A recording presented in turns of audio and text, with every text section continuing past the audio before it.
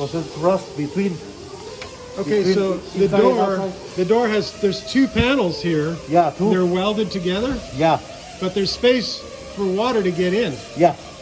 So then you get rust. They got rust, yeah.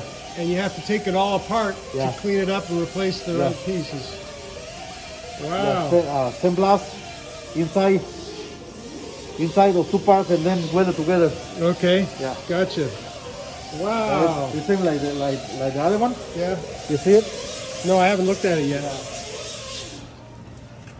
Same problem.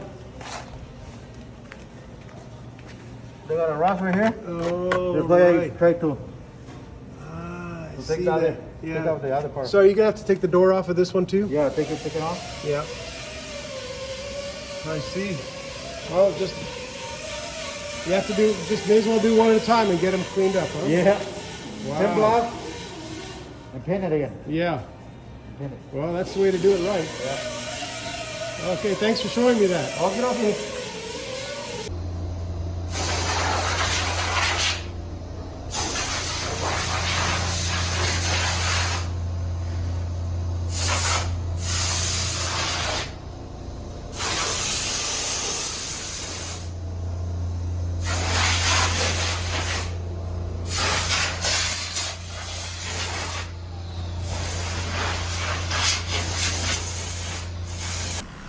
To get the finish that we need and have the panels made up exactly, what we did is we took the door apart, readjusted the lower hinge so that it caused the door to tuck in a little bit.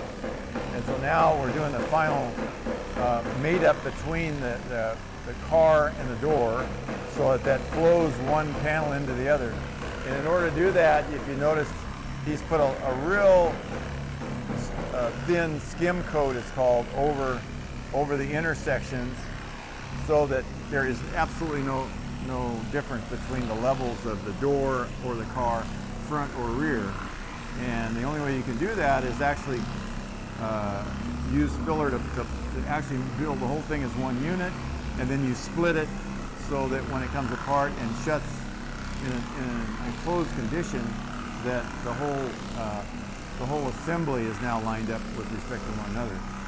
When we had the door off, we went in and stripped it down to bare metal to see if we had any bad spots. There were a couple little things at the back of the door, so he's got a real thin skim coat of filler on there to get rid of that. And then the same thing holds true with the left front fender, because in order to get the door off, you have to take the front fender off. Okay? Right, okay. So this car is kind of an integrated system, and it made sense at that point to just take the front fender off and the grill and the bumpers.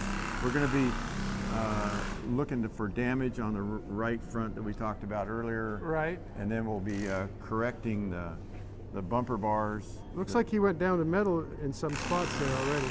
Yeah. Well, that shows you that you don't really want a whole lot of filler on there. Filler is just fine at 1/8 of an inch. It'll last forever, as long as it's not over-catalyzed. If you notice, there's not a lot of pink. If you see pink on Bondo filler of any type, it means you're probably over-catalyzing it, and that's why it doesn't last. Oh, you have to catalyze it according to the instructions. The people that make this stuff know what they're doing. Don't think they don't. You need to read the instructions, adhere to them exactly, and don't assume that because you go between one company and the next that all filler is the same. It's not. You have to read the directions, do it the way they tell you to do it, and you'll have a really good result. Right. So what's going on here? This looks like the other door, is that right? Well, we stripped the door down to bare metal, took it apart. On the other side, you can see there's been a panel about 3 inches by 20 inches that's been hammer welded into place. Hammer welding means that you weld it and then you dolly and flatten the weld so that you're not grinding the weld. Oh, I see. And that causes it to fill more totally the actual repair. If you just weld it and then grind it, you're going to leave porosity in it.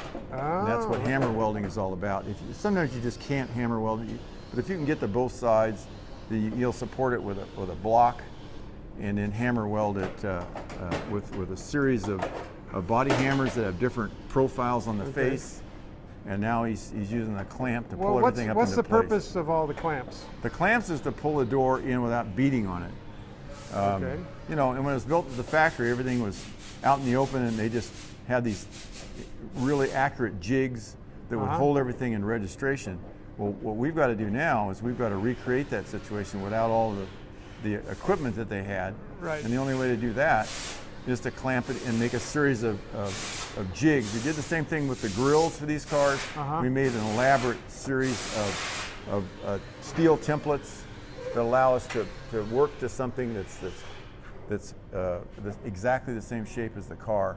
In this case, we're just trying to pull everything back into the registration, and then of course he'll fit it up against the car and make certain that everything lines up. But you know, this is like breaking an egg and putting it back together.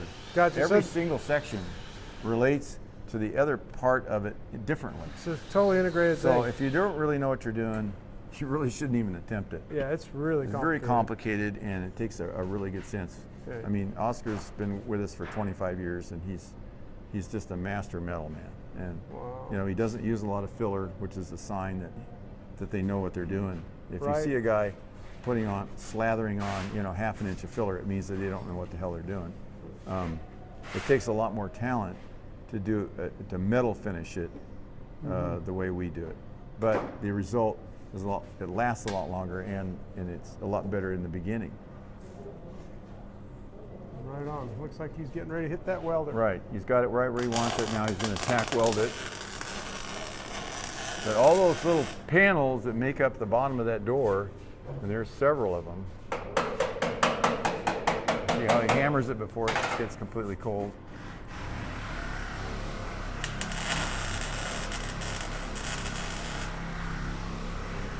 Got to have the hammer right at hand, and it's still got to be hot. Right.